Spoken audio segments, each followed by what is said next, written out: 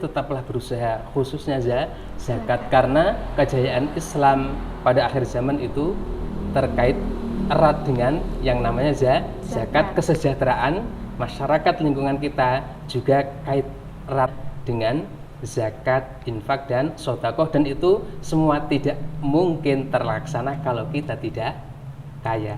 Maka jadilah kaya. Jadi kaya ya? Entah itu kaya ilmu, kaya hati, khususnya kaya harta. Total yang harus dikeluarkan adalah 175 kilogram. 175 kilogram dari 2000 kilogram.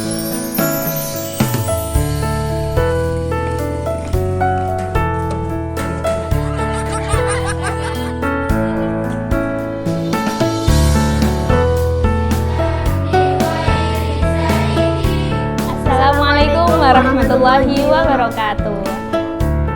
Selamat datang untuk teman-teman semua yang baru bergabung di channel ini. Dan selamat bertemu kembali buat para sobat sharing semua. Kembali lagi bersama saya Siti Nurjana Dan saya Siti Praturjana. Ya, Kali ini kita akan membahas tentang apa ya? Zakat. Kembali lagi bersama narasumber kita. Setelah sekian lama kita nggak ketemu, akhirnya hari ini dipertemukan kembali ya. tebak siapa? Gak usah ditebak kali ya. Kita Ya, sama dulu, langsung kita aja, sama ya. dulu. Assalamualaikum. Waalaikumsalam warahmatullahi wabarakatuh. Selamat pagi Bapak. Selamat pagi. Gimana nih nih kabarnya hari kabarnya? ini? Alhamdulillah baik dan sehat. Alhamdulillah kita bisa berjumpa lagi dengan beliau setelah mungkin 3 Tiga minggu minggu ya ya? nggak ketemu. Akhirnya hari ini kita diberi kesempatan biar bisa membahas lagi nih tentang fikih buat teman-teman semua yang ada di rumah, buat sobat-sobat sharing semua. Ngomong-ngomong tentang zakat nih. Apa sih Pak pengertian dari zakat secara umum? Dan apa ada pembagian-pembagian apa dari zakat tersebut? Terima kasih. Bismillahirrahmanirrahim. Berkaitan dengan pertanyaan Mbak Fitri tentang pengertian zakat dan pembagiannya, sudah maklum bagi yang mempelajari kitab Fathul Qorib bahwa pengertian zakat ini ada secara lughah, ada secara syar'i. Secara lughah atau secara bahasa, zakat berarti an-nama, artinya sesuatu yang berkembang. Namun secara syar'i, zakat adalah ismun limalin makhsusin yu'khadhu min malin makhsusin ala wajhin makhsusin yus'rafu ala dha'ifatin makhsusah. Zakat adalah nama bagi harta tertentu yang diambil dari harta tertentu pula dengan cara atau teknis tertentu untuk golongan tertentu. Itu zakat. Sedangkan pembagian zakat ini dibagi menjadi dua. Ada zakatun nafas yang biasa kita kenal dengan zakat fitrah, dan yang kedua zakatul mal atau zakatul amwal, zakat yang berkaitan dengan harta kekayaan. Gitu. Mungkin dari kedua pembagian zakat itu, untuk yang kedua tadi kan Bapak membahas tentang zakat mal ya. Iya. Mungkin di desa ini erat kaitannya itu sepertinya dengan apa ya, zakat yang berkaitan dengan pertanian. Nah itu gimana tuh Pak? Iya. Zakat mal itu sendiri sebenarnya dibagi menjadi 5. Ada zakatul mawashi, yaitu zakat binatang ternak. Ada zakatun nukut atau nagdain, zakat emas, perak. Ada zakatus zuru, zakat hasil pertanian. Ada zakatus simar, zakat hasil buah-buahan. Ini jelas identiknya dengan perkebunan. Kalau pertanian biasanya selain buah-buahan. Terus yang terakhir urudut tijarah, zakat yang berkaitan dengan perdagangan. Karena di lingkungan kita khususnya Melagen, Kecamatan Pamutan, Kabupaten Rembang, ini objek yang digeluti oleh masyarakat sekitar yang berkaitan dengan zakat lebih banyak pada komoditi hasil pertanian. Untuk hasil pertanian sendiri tentunya juga macam-macam. Kalau di lingkungan kita adanya padi, jagung, terus Iya. tebu, dan yang baru-baru ini adalah tembakau. Sedangkan di tahun ini itu yang hasilnya maksimal, yang kemungkinan banyak dikeluarkan zakatnya adalah hasil tembakau dan padi. Sesuai dengan pengamatan saya untuk tahun ini padi dan tembakau itu hasilnya bagus, dan tebu hasilnya agak menyedihkan. Tapi di tahun yang lalu kebalikannya, tebu bagus, untuk padi dan tembakau jatuh sejatuh-jatuhnya. Begitu. Tapi sebelum kita bahas lagi, tadi kan Bapak sudah menyebutkan yang berkaitan dengan tentang zakat pertanian. Iya. Dari zakat-zakat tersebut pasti ada syarat-syaratnya ya kan. Syarat diwajibkannya melaksanakan zakat bagi seseorang itu apa aja Pak? Khususnya untuk zakat pertanian.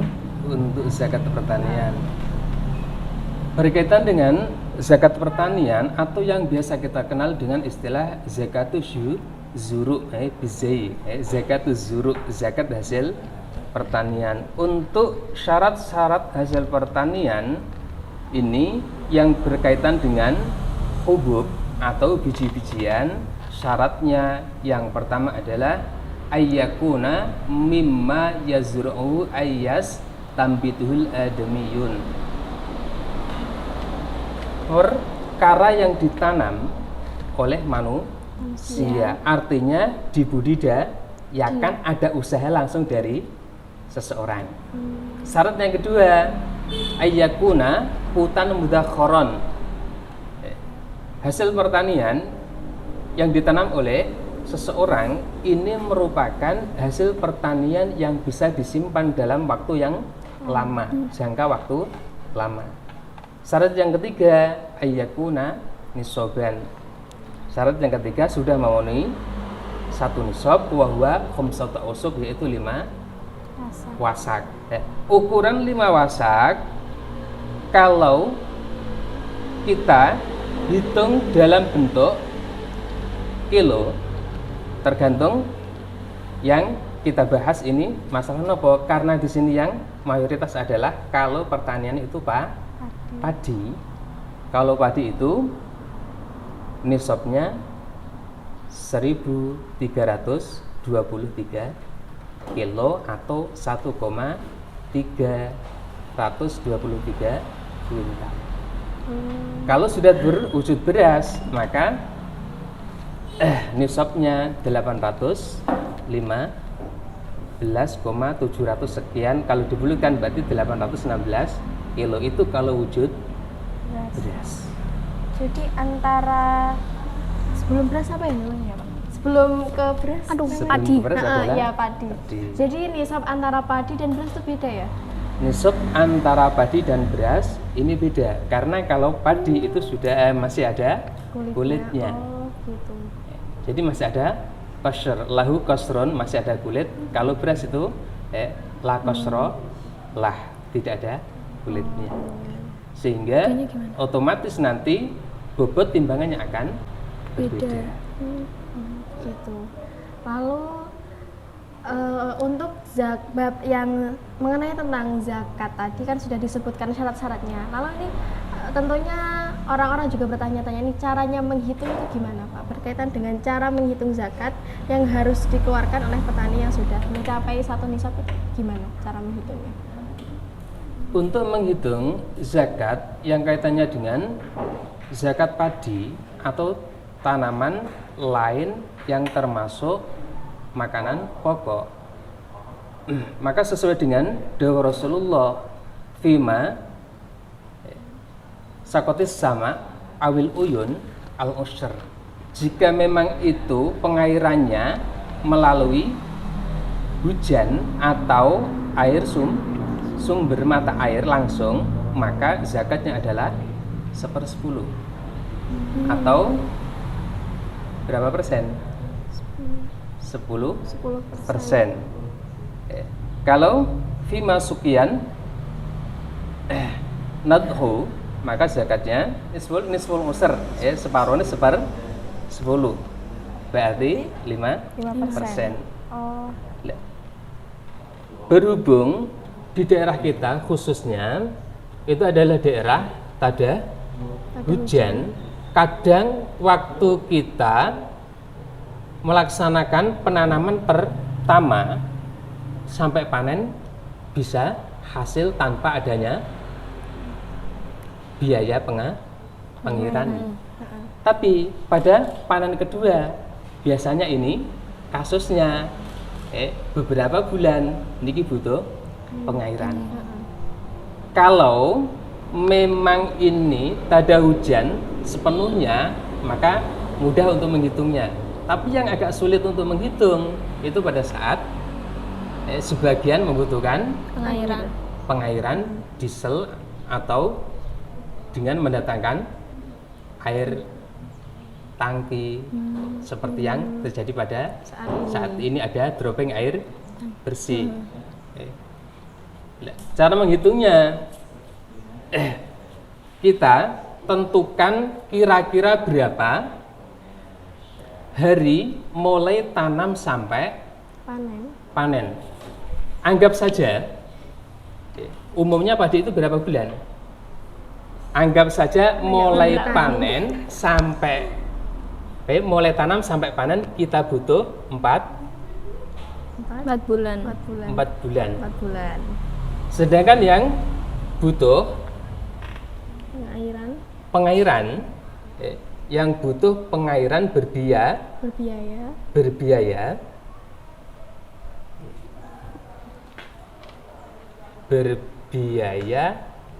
kita butuh waktu selama satu bulan. Kalau 1 bulan ini tidak kita sirami dengan biaya mati, maka nanti kita akan hitung 1 bulan sama dengan berapa hari? 30 hari. 30 hari. Sedangkan yang tada hujan, adanya hujan ini berarti 3 bulan. 3 bulan sama dengan 90 hari. 90 hari. Kalau kita total dari 4 bulan ini sama dengan 120 hari. Untuk menentukan persentase, karena rumus dasarnya sesuai dengan dawuh Kanjeng Nabi, kalau butuh siraman berbiaya maka 5%. Kalau cukup dengan air hujan atau mata air 10%, maka kita tentukan persentasenya dulu. Anggap saja seandainya hasil dari panennya, hasil panen anggap saja biar mudah 2 ton atau 2000 kilogram. Maka kita tentukan persentase dari hari yang membutuhkan siraman. Caranya bagaimana? Untuk 1 bulan ini berapa persen? 1 bulan yang butuh pengairan ini nantinya menjadi berapa persen? Maka 30 per jumlah keseluruhan 120 dikali 100 sama dengan berapa persen ini? Nah, kita 300 dibagi 12 sama dengan 25%. Nggih. Ya. Terus 3 bulan ini berapa persen? Nah, ini ketemu nggih 25. Ya. Nah, berarti 3 bulan sama dengan 90 dibagi 120 bagi 120 kali 100. Seret 900 bagi 12 dibagi 900 dibagi 12 75. Jadi kita dapatnya 75%. 75%. Berarti 75%. 75% ini pas nggih? Jumlahnya berarti 100% dari 120 hari. Nah, 120 hari. Sekarang kita baru melangkah ke untuk mengambil 5%-nya yang tidak pakai kenapa yang pakai biaya pengairan ini zakatnya 5%. 5% ya? Nggih. Berarti caranya bagaimana? Ya, kita tentukan apa itu? 25%-nya terlebih dahulu. Ketemunya adalah 500 kg. 100 kilogram. Sekarang 5%-nya dari 500 kilogram berapa? 25 kilogram. Terus berikutnya tadi yang butuh siraman adalah 3 bulan. 3 bulan. 3 bulan tadi sama dengan 75%. 75%-nya dari 2.000 adalah 75 per 2.000 kali 100 sama dengan 1.500 kilo. Karena ini pakai tada hujan, ini pakai siraman, maka ini harusnya 10%. Kalau 10%-nya jadinya 150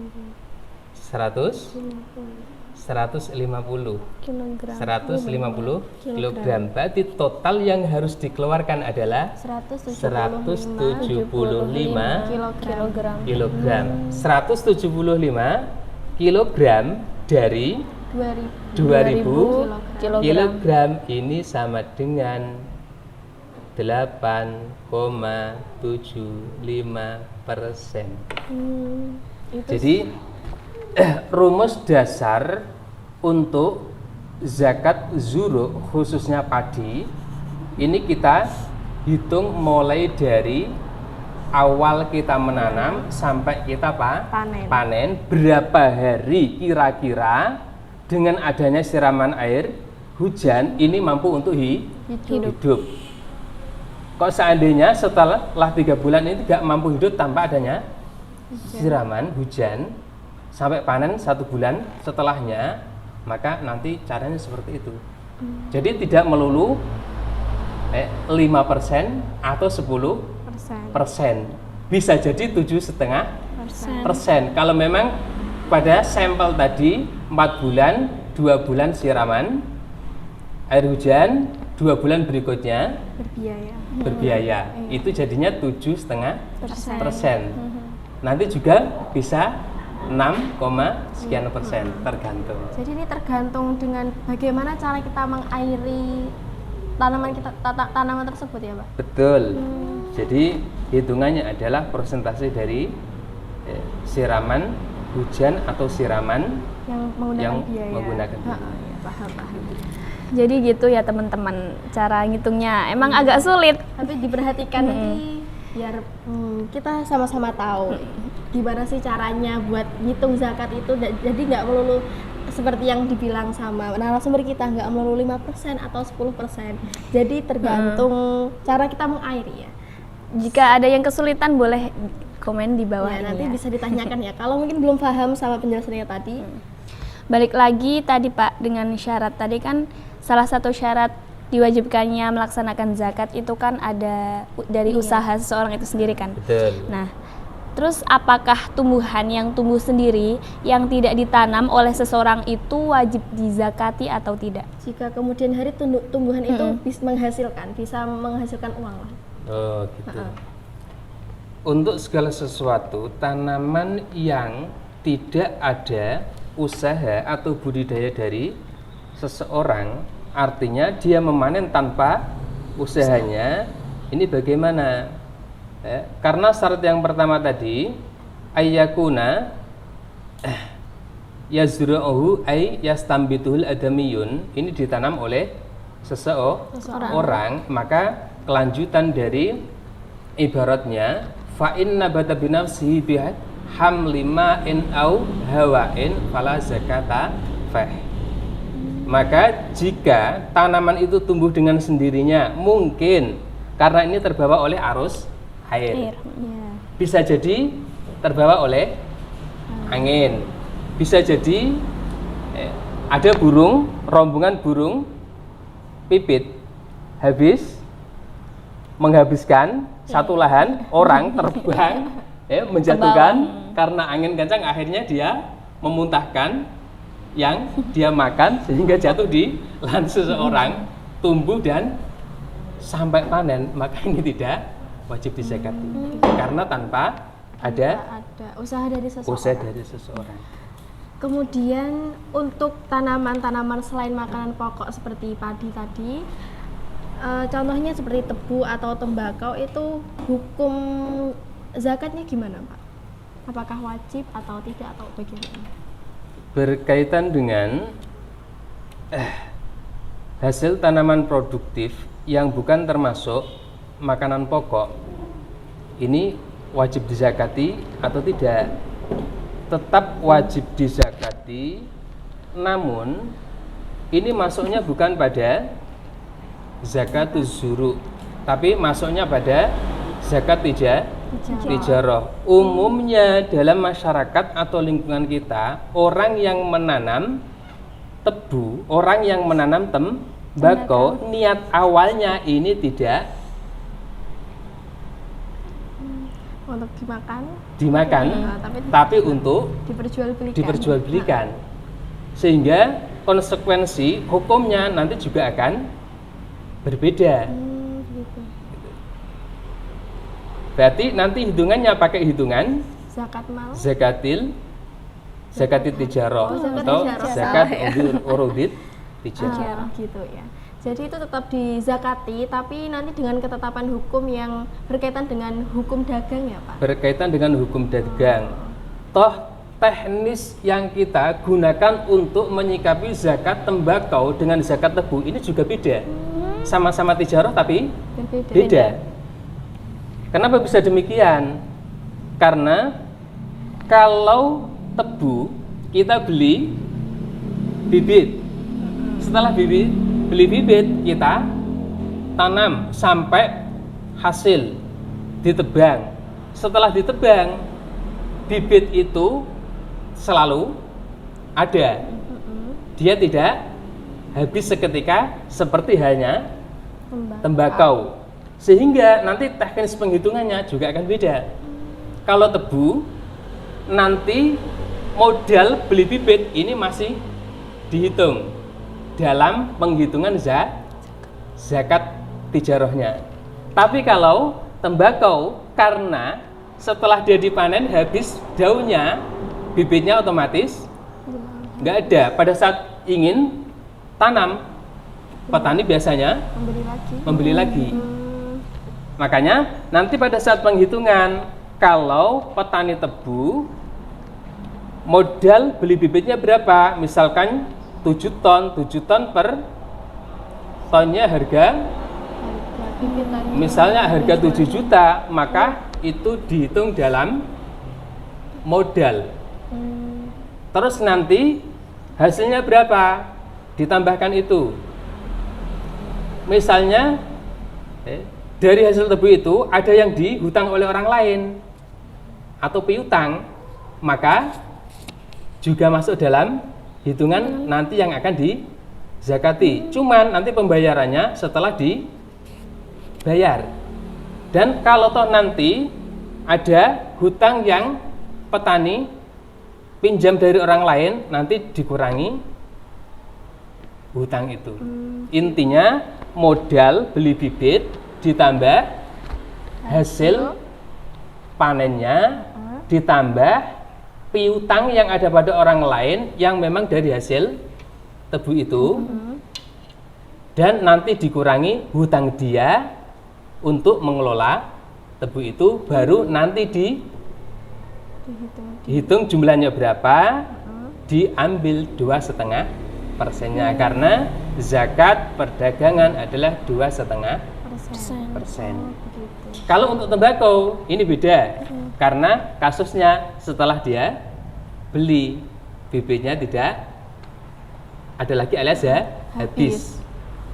Karena untuk tijaroh jual beli sesuatu pasti modalnya masih, sedangkan tembakau kan tidak. Kalau tembakau yang dizakati adalah hasil akhir. Nanti juga akan beda untuk biaya pengerjaan tembakau dan tebu ini dihitung dalam proses untuk pengurangan hasil semuanya. Tapi kalau pertanian murni, biaya untuk pengelolaan pertanian ini tidak dihitung mengurangi dari hasil karena itu adalah memang murni dari petani. Itu bedanya. Paham. Jadi gitu ya teman-teman, emang sesulit itu ternyata. Sebenarnya nggak sulit, juga nggak mudah. Intinya harus memahami lah. Kan kita ya untuk para mungkin petani-petani yang harus paham ya. Tapi kita juga harus paham loh ya. Mungkin Siapa tahu di nanti kemudian kita, hari kita bisa jadi orang yang bisa ditanya lah di masyarakat kita. Semoga saja tidak hanya ditanya, tapi juga jadi orang kaya yang mengeluarkan zakatnya, sehingga kemanfaatannya lebih karena kaidahnya at-ta'addi afdalu minal qasir, ibadah yang berentek alias kemanfaatannya kembali pada banyak orang itu lebih afdal. Semoga saja kita jadi para pelaku. Kita jadi ya begitu ya, seperti yang tidak akan beliau ya. Amin. Nah, untuk kewajiban melaksanakan zakat.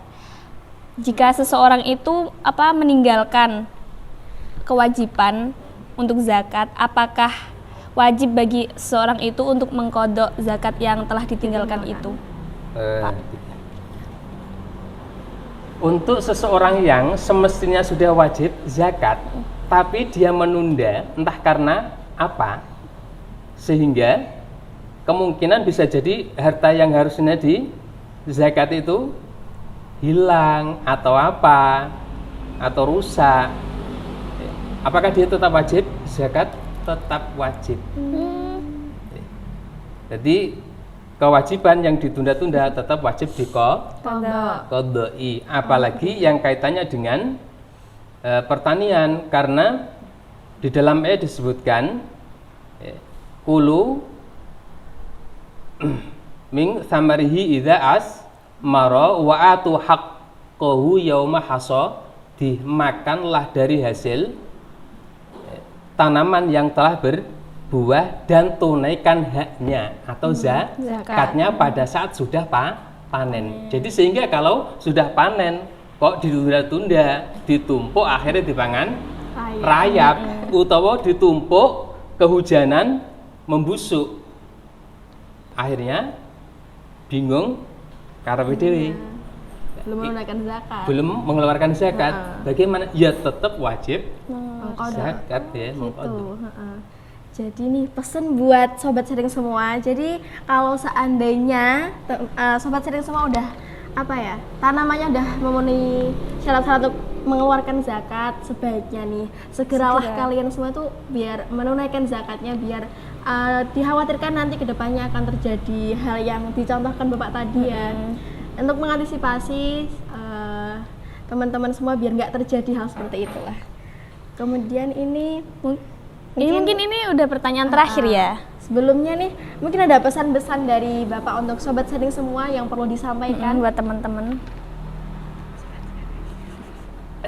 Untuk sobat semua, tetaplah berusaha untuk melaksanakan syariat walaupun mungkin kesannya agak sulit dan mungkin secara umum belum mampu, tapi tetaplah berusaha, khususnya zakat, karena kejayaan Islam pada akhir zaman itu terkait erat dengan yang namanya zakat. Kesejahteraan masyarakat lingkungan kita juga kait erat dengan zakat, infak dan sedekah, dan itu semua tidak mungkin terlaksana kalau kita tidak kaya. Maka jadilah kaya. Bisa dikaya ya? Entah itu kaya ilmu, kaya hati, khususnya kaya harta. Karena ini kaitan erat dengan sosial. Jangan jadi yang sosial. Semua wajib dizakati. Yang punya ilmu wajib menzakati dengan cara mengajarkan dan mengamalkannya. Karena semua itu pasti akan menjadi proses untuk pemberdayaan masyarakat sesuai dengan porsi masing-masing. Kiranya itu. Terima kasih Bapak telah motivasi dan materi-materi yang terima kasih karena telah menyempatkan waktu untuk kami untuk menyampaikan jawaban-jawaban dari juga buat sobat sharing semua bisa agar mereka tuh bisa mengetahui tentang zakat. Ini kan kita hari ini pembahasan tentang zakat. Jadi terima kasih sekali lagi Bapak telah menyempatkan waktu untuk kita dan sharing di sini. Kebetulan saya sendiri juga termasuk bagian dari kepengurusan UBSISNO, unit pengelola zakat infak dan sedekah di Desa Meragen. Alhamdulillah. Makanya saya mengajak pada teman-teman dan masyarakat semua untuk giat zakat, infak dan sedekah. Iya, sekali lagi pesan hari ini jangan lupa melaksanakan kewajiban zakatnya ya, infak sedekah juga jangan lupa buat teman-teman semua. Dan semangat untuk hari ini. Udah itu aja dari aku.